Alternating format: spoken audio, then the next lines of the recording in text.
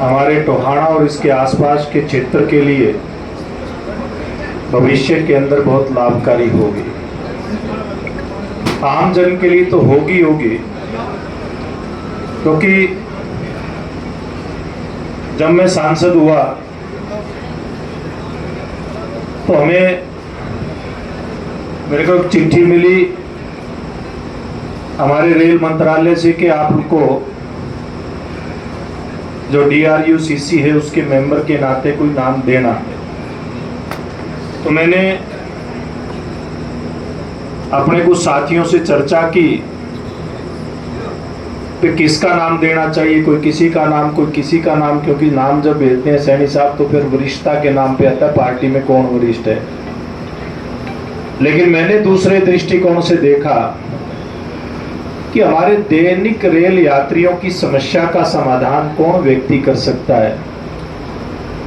और राजेश नागपाल से आज का नहीं, कई साल से, और उनकी टीम के कई अन्य सदस्यों से मेरा मेल मिलाप रहता है। तो मुझे ध्यान में आया कि इन्हीं लोगों के बीच में से कोई एक ऐसा कार्यकर्ता चुना जाए जिसको दैनिक रेल यात्रियों की समस्या की समझ हो और वो समझ के आधार पर इन कामों को आगे बढ़वा सके, इनका समाधान करवा सके और नई योजना परियोजना के ऊपर काम कर सके। तो मुझे ध्यान आया तो फिर राजेश नागपाल का नाम दिया और मैं इनको बधाई देता हूं बहुत बहुत कि इनको रेल मंत्रालय ने मेरे रिकमेंडेशन पे DRUCC का मेंबर मनोनीत किया। उससे पहले भी ये मदद करते थे, उसके बाद भी पूरी तरह से सक्रिय होकर के कैसे इन समस्याओं का समाधान किया जाए उसमें बड़ा सहयोग लगातार करते रहते हैं, सुझाव देते रहते हैं। और यहाँ जाखल के भी कुछ साथी खड़े हैं, राजेश जी जैसे, ये लोग भी बड़ा प्रोत्साहित करते रहते हैं मेरे को कि जाखल की ये समस्या है, यहाँ की ये समस्या है। और कुछ समस्याएं तो आपको पता है कि बिना लोगों के संज्ञान भी उनका समाधान किया जा सकता है। मैं एक बार की घटना बताता हूँ, ADRM साहब आपके ध्यान में कराना चाहता हूँ, वो शायद आपके इसमें नहीं आता, आप दिल्ली डिवीज़न से हैं। ये आपका अम्बाड़ा डिवीज़न का एक रेलवे स्टेशन हमारा पड़ता है जो हिसार और जाखल धुरी लुधियाना की रेलवे लाइन है। तो मैं सुरेश प्रभु जी रेल मंत्री थे, उनके पास गया, इन साथियों को साथ लेकर के गया। आज वो आया क्या अपना दूसरा साथी संधू, अरे ये लोग भी साथ थे, राजेश नागपाल जी वो लोग साथ थे। तो रेल मंत्री जी ने अपने अधिकारियों को बुलाया और कहा भाई हमारे पार्टी के विधायक है, प्रदेश के अध्यक्ष हैं पार्टी के, इनकी बात सुनकर इनका समाधान करना है। मैंने कहा आप मेरे को, उन्होंने कहा भी आप इनसे डिस्कस करो। मैंने उनको बताया कि ऐसे ऐसे अंडरपास बनना है और वो अंडरपास नहीं बनाना, वहाँ सारे जो ब्लॉक वगैरह थे सारे वहाँ रखे जा चुके थे, बॉक्स जो जिसको बोलते हैं आप टेक्निकल भाषा में, बॉक्स रखे जा चुके थे, टेक्निकल टीम वहाँ पर लगी हुई थी, सारा कुछ हो गया था।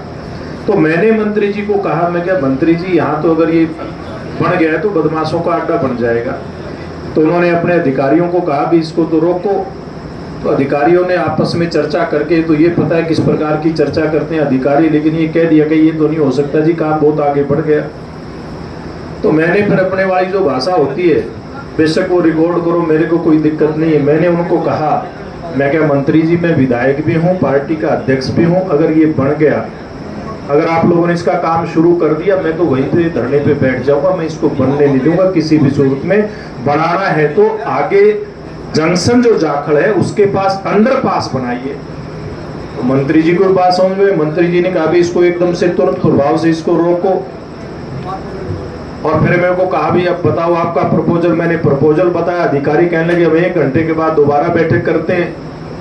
तो ADRM साहब दोबारा फिर 1 घंटे के बाद हम दोबारा वहीं से बैठे, सुरेश प्रभु जी के ऑफिस के अंदर अधिकारी आए, कहने लगे जी टेक्निकल फिजिबल तो नहीं है, 16 लाइनें बताई, 18 बताई, कितनी बताई, कहने इतना चौड़ा तो अंडरपास बनता नहीं है। मैं कहा जी बनाना है तो वही बनाना है। फिर मंत्री जी ने कहा क्योंकि हरियाणा से वो राज्यसभा के सांसद थे, मंत्री थे केंद्र में। कहने लगा मेरी पार्टी के विधायक भी है, मेरे प्रदेश के अध्यक्ष भी है, तो करना पड़ेगा। फिर अधिकारी कहने लगे जी इस पे तो 10 करोड़ से ज्यादा का एस्टिमेटेड इसकी कॉस्ट हो जाएगी। मैंने कहा जी आप चिंता मत करो, सुभाष बराला विधायक भी है, सरकार हमारी, हम पैसा आपको देंगे। मैंने वायदा किया, लेकिन आपके अधिकारियों की आपके मुंह के ऊपर कहता हूँ इतनी नालायकी है। उन्होंने एस्टिमेट बताया 11 करोड़ का, वो 16 करोड़ से ज्यादा लागत में पूरा हुआ। उसके बाद एडिशनल एस्टिमेट बनवाया, काम रुका रहा उसका, लेकिन हमने अपने संकल्प को नहीं टूटने दिया। आज वो अंडरपास बन करके तैयार है और जनता की सेवा करने के लिए केवल उसका लोकार्पण बाकी है, केवल लोकार्पण बाकी है। मुझे लगता है केवल शेड थोड़ा सा उसका, राजेश शेड लग गया, लग रहा है तैयार चल रहा है। वो जाखड़ वाले अधिकारी भी खड़े हैं। भाई क्या है स्टेटस उसका? भाई बात तो बहुत है बताने की रेलवे की, लेकिन ये कह रहे ट्रेन आ गई। भाई इतनी लेट होगी तो उसको रोक लेना चाहिए, हमें कोई दिक्कत नहीं है, बैठे हैं सारे साथी।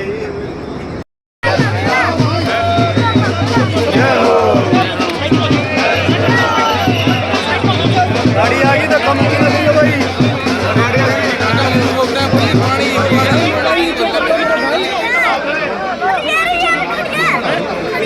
मोबाइल नीचे कर लो मेरे को। रात में